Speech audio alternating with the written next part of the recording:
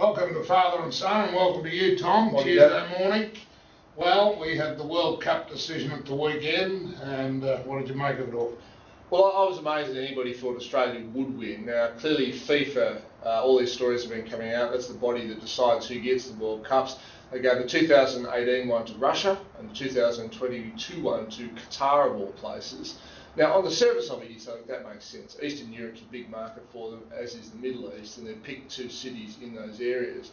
But now everybody in Australia is whinging, saying, oh, surely our bid was the best. I can't believe they didn't give it to us. And look at all this corruption. Other people were paid bribes. Well, look, we paid bribes. We gave out cases of wine and jewellery and trips on boats and that sort of thing. Our bribes just weren't big enough. So for all this complaint about corruption, Football Federation Australia, the FFA, was corrupt, is corrupt, just not corrupt enough. Well, the interesting thing was that before the vote, Frank Lowy gave everybody the impression that we were right in the running. There were 22 votes and we only got one. I can't believe Frank Lowy, for such an experienced businessman and an astute person, was silly enough to think that just because someone says to you, oh yes, I'll vote for you, that is what they actually do. Even just a cursory examination of every previous World Cup bid, all the losing countries say, God, we were promised votes and this and that, and we didn't get them. How could used to happen at the Olympic Games, same sort of thing. Of course it did. Anyway, why do we want it anyway? I mean, soccer is not a majority sport in this country. It's dubious at best to think that you make money out of hosting those sorts of things. People come for 3 weeks, then they go. I'm actually glad we didn't get it. Well, I think the AFL will be very pleased. Yes, as well. they will. But in terms of the future of soccer, it's going to be much more difficult to maintain soccer at the forefront in this country. Whereas if they had that to look forward to, it would have made a big difference. Well, it was interesting. The Melbourne Heart played, I think it was one of the New South Wales sides at the ANZ Stadium here in Melbourne, what I think of as the Rugby League Stadium the other day. Only 1,600 people, 1,600 people turned up to the game. Now, if someone says to me that soccer's popular and it's growing and this sort of thing, it was an A-League match in the heart of Melbourne, 1,600 people turned up. That is 1/10 of what a minimum crowd in the AFL would be. I don't think soccer's really catching on. I agree with you. Anyway, while we're on sport, it's Tuesday morning here and Australia is facing certain defeat unless the rain comes, and they reckon the rain's not coming. Hussey went out first for just over 50, and then we lost 3 wickets in 4 balls, and when I walked down here to do the filming, we were 8 down and we were still about 90 runs behind, and we only had tail enders there. Yeah, it was 88. We were 88 runs down. They're saying we'll be lucky to survive past lunch. I think we've got Siddle and Doherty, neither of whom can bat to save themselves. And they've got the other bloke coming in, he's even worse. Yeah. So, look, I don't think this should be a surprise. The English are a lot better. Peterson, whether you call him English or South African, is clearly a world-class batsman, and he's smashed so many runs off our bowlers. It's just unbelievable. Yeah, and their bowlers are the best spinner in the world, I think, as well. So Australia's going to have to lift, but one of the fast bowlers from England has got hurt and has to go home. So they'll be forced to make a change, and it's going to be interesting when they pick the team for Perth. Australia will have to change their fast bowlers again. This combination didn't work, couldn't get them out. So I wouldn't be surprised if Johnson's back in the team, because he's quick, and the West Australian wicket is a very quick one.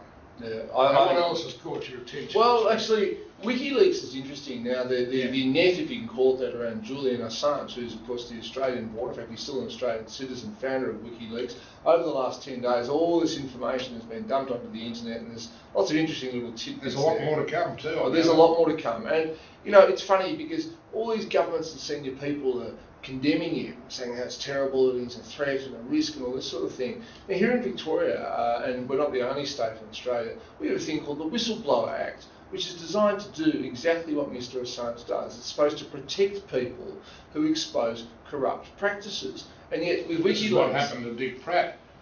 The Amcor blew the whistle. They got off scot-free, and Pratt was charged. Well, that's right, but I mean, that's the same thing happened. Lufthansa did the same thing in that cargo thing in Europe, and they got off scot-free. Well, but the whole idea behind whistleblowers, whether it's in business or politics, the public service, is for someone to come out and say, there are things happening here which aren't right, we need to expose them. Now, look, Julian Assange, honestly, most of what's been released is private observations of political leaders. I mean, nothing very surprising. I mean, you call, Mugabe a despotic old man and that sort of thing. Well, we already knew that.